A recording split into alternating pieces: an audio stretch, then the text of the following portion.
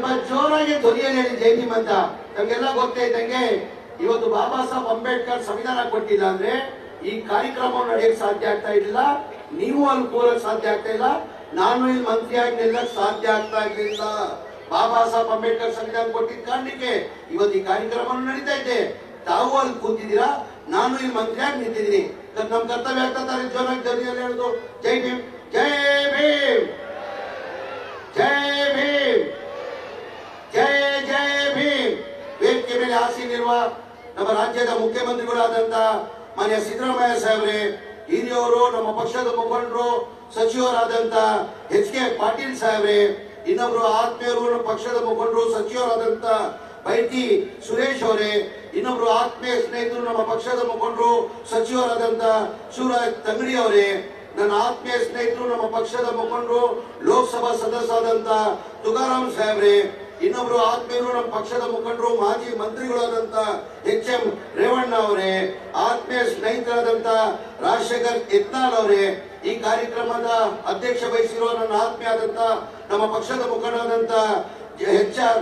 ಗೋಯಪ್ಪ ಅವರೇ, ನನ್ನ ಆತ್ಮೀಯ ಸ್ನೇಹಿತರಾದಂತ ಹ್ಯಾಟ್ರಿಕ್ ಹೀರೋ ಆದಂತ ಶಿವರಾಜ್ ಕುಮಾರ್ ಅವರೇ, ನನ್ನ ಆತ್ಮೀಯ ಸ್ನೇಹಿತರು, ನಮ್ಮ ಪಕ್ಷದ ಮುಖಂಡರು, ಮಾಜಿ ಮಂತ್ರಿಗಳಾದಂತ ನಾಗೇಂದ್ರ ಅವರೇ, ಆತ್ಮೀಯ ಸ್ನೇಹಿತರಾದಂತ ಎಂ.ಎಲ್.ಎ. ಆದಂತ ಹೇಮಿರಾಜ್ ನಾಯಕ್ ಅವರೇ, ಇನ್ನೊಬ್ರು ಆತ್ಮೀಯ ಸ್ನೇಹಿತರು, ಶಾಸಕರಾದಂತ ಡಾಕ್ಟರ್ ಎನ್.ಟಿ.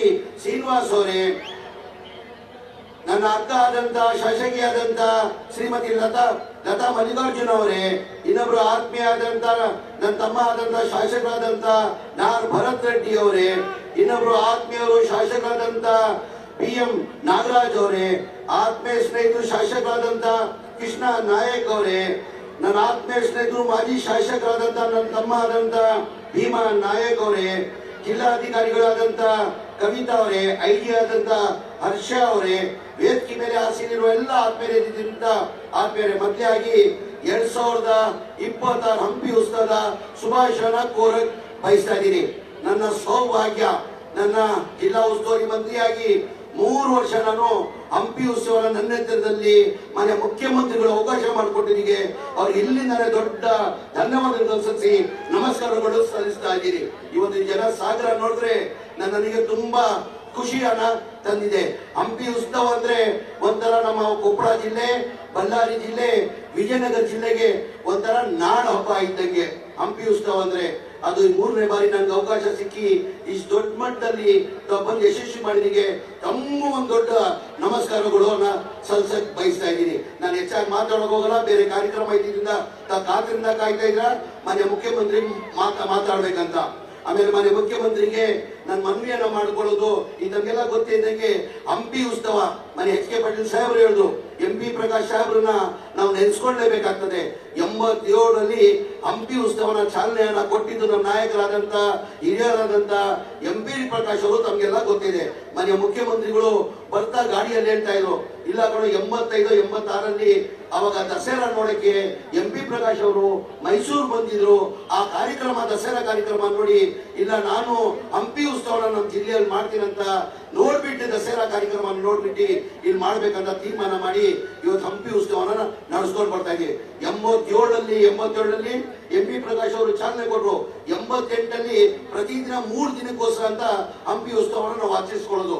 87ರಲ್ಲಿ ಚಾಲನೆ ಕೊಡುವಾಗ 88ರಲ್ಲಿ ನಮ್ಮ ನಸೀರ್ ಸಾಹೇಬ್ರು, ನೀರ್ ಸಾಹೇಬ್ರು ಅಂತಾರೆ ಅವರಿಗೆ, ಅವರು ನಿಧನ ಹೊಂದಿದ್ದ ಕಾರಣಕ್ಕೆ ಒಂದಿನಕ್ಕೆ ಮಾತ್ರ ಹಂಪಿ ಉತ್ಸವನ ಮಾಡ್ಕೊಂಡು ಬಂದ್ರು. ಹಂಪಿ ಉತ್ಸವನ ನವೆಂಬರ್ ಅಲ್ಲೇ ಕಂಟಿನ್ಯೂಸ್ ಆಗಿ ಮಾಡ್ಕೊಂಡು ಬರ್ತಾ ಇದ್ದು. ಹಾಗೆ ನಾವು ಕೋವಿಡ್ ಹಿನ್ನೆಲೆಯಲ್ಲಿ ಸ್ವಲ್ಪ ಬದಲಾವಣೆ ಆಗ್ಬಿಟ್ಟು ಯಾವತ್ತೂ ಹಂಪಿ ಉತ್ಸವನ ನಿಲ್ಲಿಲ್ಲ. ಕೋವಿಡ್ ಟೈಮಲ್ಲೂ ಅಧಿಕಾರಿಗಳು ಹಂಪಿ ಉತ್ಸವ ಮಾಡಿದ್ದಾರೆ, ಜನ ಸೇರ್ತಾ ಇರ್ಲಿಲ್ಲ. ನವೆಂಬರ್ ಅಲ್ಲಿ ಮಾಡ್ತಾ ಇದ್ದು. ಎಲ್ಲರದು ಬೇಡಿಕೆ ಸರ್, ಮನೆ ಮುಖ್ಯಮಂತ್ರಿಗೂ ಹೇಳಿದೆ ನಾನು, ಇಲ್ಲ ಸರ್ ಎಲ್ಲರದು ಬೇಡಿಕೆ ಇದೆ. ಏನಿಗೆ ಫೆಬ್ರವರಿಯಲ್ಲಿ ಹಂಪಿ ಉತ್ಸವ ಆದ್ರೆ ಮಾರ್ಚ್ ಅಲ್ಲಿ SLC ಮತ್ತೆ PUC ಎಕ್ಸಾಮ್ ಇರ್ತದೆ. ಆ ಟೈಮಲ್ಲಿ ನಮ್ಗೆ ತೊಂದರೆ ಆಗ್ತದೆ, ಕಷ್ಟ ಆಗ್ತದೆ. ನೀವು ನವೆಂಬರ್ ಅಲ್ಲೇ ಮುಂಚೆ ಹಿಂಗೆ ಎಂ.ಪಿ. ಪ್ರಕಾಶ್ ಸಾಹೇಬರು ಮಾಡ್ತಾ ಇದ್ರು, ಆ ತರ ನವೆಂಬರ್ ಅಲ್ಲೇ ಮಾಡಿ ಅಂತ ಜನಗಳು ಬೇಡಿಕೆ ಇದೆ ಅಂತ ಮನೆ ಮುಖ್ಯಮಂತ್ರಿಗೆ ಇಲ್ಲಿ ಬರುವಾಗ ಹೋಟ್ಲಲ್ಲಿ ಕೂತ್ಕೊಂಡು ಕೇಳ್ಕೊಂಡೆ. ಮನೆ ಮುಖ್ಯಮಂತ್ರಿಗಳು ಆದೇಶನ ಕೊಟ್ಟಿದ್ದಾರೆ, ಆಯ್ತು ಈಗಲೇ ಘೋಷಣೆ ಮಾಡೋದು ನವೆಂಬರ್ ಅಲ್ಲೇನೆ, ಬರೋ ವರ್ಷದಲ್ಲಿ ಈ ವರ್ಷದಲ್ಲೇ ನವೆಂಬರ್ ಅಲ್ಲೇನೆ ಹಂಪಿ ಉತ್ಸವ ಮಾಡುವ ಅಂತ ಹೇಳ್ಬಿಟ್ಟು ಮಾನ್ಯ ಮುಖ್ಯಮಂತ್ರಿಗಳಿಗೆ ಹೇಳಿದ್ದಾರೆ. ಅವ್ರಿಗೆ ಹೃದಯದಿಂದ ಧನ್ಯವಾದಗಳು ಸಲ್ಸಕ್ ಬಯಸ್ತಾ ಇದ್ದೀನಿ. ಅದ್ರ ಜೊತೆಯಲ್ಲಿ ನನ್ನ ಮನೆ ಮುಖ್ಯಮಂತ್ರಿಗಳು ಮನವಿ ಮಾಡ್ಬೋದು, ನಮ್ಮ ಜಿಲ್ಲೆ ಸರ್ ಹೊಸ ಜಿಲ್ಲೆ ಆಗಿದ್ದರಿಂದ ಬಹಳಷ್ಟು ಕಾಮಗಾರಿ ಕೆಲಸ ಆಗ್ಬೇಕಾಗಿದೆ ಸರ್. ನಿಮ್ಮಲ್ಲಿ 369 ಕೋಟಿದು ಮನವಿಯನ್ನ ನಾನು ಕೊಟ್ಟಿದ್ದೀನಿ. ಅದ್ರಲ್ಲಿ DC ಆಫೀಸ್ ಇಲ್ಲ ಸರ್. ಜಿಲ್ಲೆ ಬೇರೆ ಆಗಿದ್ದ ಕಾರಣಕ್ಕೆ ಟೆಂಪರರಿ DC ಆಫೀಸ್ ಆಗಿ ನಾವು ಆಪರೇಟ್ ಮಾಡ್ತಾ ಇದ್ದೀವಿ, ನಡೆಸ್ತಾ ಇದ್ದೀವಿ ನಾವು. ಅದಕ್ಕೆ DC ಆಫೀಸ್ ಮಾಡಕ್ಕೆ 100 ಕೋಟಿ ವೆಚ್ಚದಲ್ಲಿ DC ಆಫೀಸ್ ಆಗ್ತದ. ಆ ಡಿಸ್ಟ್ರಿಕ್ಟ್ ಕೋರ್ಟ್ ಕಾಂಪ್ಲೆಕ್ಸ್ಗೆ 10 ಎಕರೆ ಜಾಗನ ತಾವು ಅಲಾಟ್ ಮಾಡಿದ್ದಾರೆ ಸರ್. ಆ ಕಟ್ಟಡಗಳು ಬೇಕಾದ್ರೆ ಕನಿಷ್ಠ ಅದಕ್ಕೆ 150 ಕೋಟಿ ಬೇಕಾಗ್ತದೆ ಸರ್. ನಮ್ಮ ಡಿಸ್ಟ್ರಿಕ್ಟ್ ಹಾಸ್ಪಿಟಲ್ಗೆ ಇಕ್ವಿಪ್ಮೆಂಟ್ಸ್ ಮತ್ತೆ ಕ್ವಾರ್ಟರ್ಸ್ ಕಟ್ಟಕ್ಕೆ ಅದಕ್ಕೊಂದು 100 ಕೋಟಿ ಆಗ್ತದೆ ಸರ್. ಫಾರೆಸ್ಟ್ ಡಿಪಾರ್ಟ್ಮೆಂಟ್ ಆಫೀಸ್ ಕಾಂಪ್ಲೆಕ್ಸ್ಗೆ ಈಗ 25 ಕೋಟಿ, construction of forest department office staff ಅಂತ 15 ಕೋಟಿ. ದಯಮಾಡಿ ಮಾನ್ಯ ಮುಖ್ಯಮಂತ್ರಿಗೆ ನಾನು ಕೈ ಜೋಡಿಸಿ ಮನವಿ ಮಾಡ್ಕೊಳ್ತೀನಿ, ಈ ಬಜೆಟ್ ಅಲ್ಲಿ ತಾವು ದಯಮಾಡಿ ಇದು 390 ಕೋಟಿನ ಘೋಷಣೆ ಮಾಡ್ಬೇಕಂತ.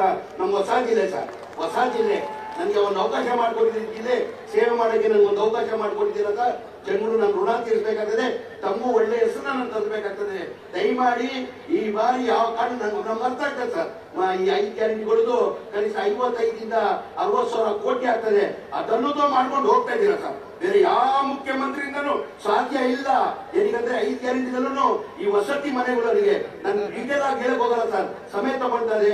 ಹಾಗಾಗಿ ಈ ವಸತಿ ಮನೆಗಳನ್ನು ನನ್ನ ನಿಮ್ ಕಾಲದಲ್ಲಿ 2.5 ವರ್ಷದಲ್ಲಿ ಸರ್ ನಾವು 80,000 ಮನೆಗಳು 4 ಲಕ್ಷ ಕೋಟಿ ಸರ್ಕಾರ ವತಿಯಿಂದ ನಮ್ಮ ಮನೆಗಳು ಕಟ್ಟಿದ್ದೀರಾ. ಬಡವರ ಬಗ್ಗೆ ಕಾಲೇಜಿನ ಹಮ್ಮಿಕೊಂಡಿದ್ದೀರಾ. ನಾನು ಕೈ ಜೋಡಿಸಿ ನಿಮ್ಮ ಮನವಿ ಮಾಡ್ತೀನಿ ಸರ್. ದಯಮಾಡಿ ನಮ್ಮನ್ನ ಇದು ಬಜೆಟ್ ಅಲ್ಲಿ ನೀವು ಸೇರಿಸಬೇಕಂತ ಮನವಿಯನ್ನ ಮಾಡಿ ನಮ್ಮ ಆರ್ಟಿಕ್ ಶಿವರಾಜ್ ಕುಮಾರ್ ಅವರು ನಮ್ಗೋಸ್ಕರ ಮನೆ ಮುಖ್ಯಮಂತ್ರಿ ಸೂಚನೆ ಮೇಲೆ ಇವತ್ತು ನಾವ್ ಹೇಳಿದ್ದಕ್ಕೆ ತಾವು ಬಂದಿದ್ದೀರಾ. ತಮಗೂ ಧನ್ಯವಾದಗಳು ಸಲ್ಲಿಸಿ ಎಲ್ಲ ಶಾಸಕರಿಗೆ, ಲೋಕಸಭಾ ಸದಸ್ಯರಿಗೆ, ಎಲ್ಲ ಮಂತ್ರಿಗಳಿಗೆ ಬಂದಿಗೆ ಈ ಕಾರ್ಯಕ್ರಮಕ್ಕೆ ಬಂದು ಭಾಗವಹಿಸಿದ್ದಕ್ಕೆ ಎಲ್ಲರಿಗೂ ನಮಸ್ಕಾರನ ಸಲ್ಲಿಸಿ ನಾನು ಮಾತು ಮುಗಿಸ್ತೀನಿ. ಜೈ ಹಿಂದ್, ಜೈ ಕರ್ನಾಟಕ.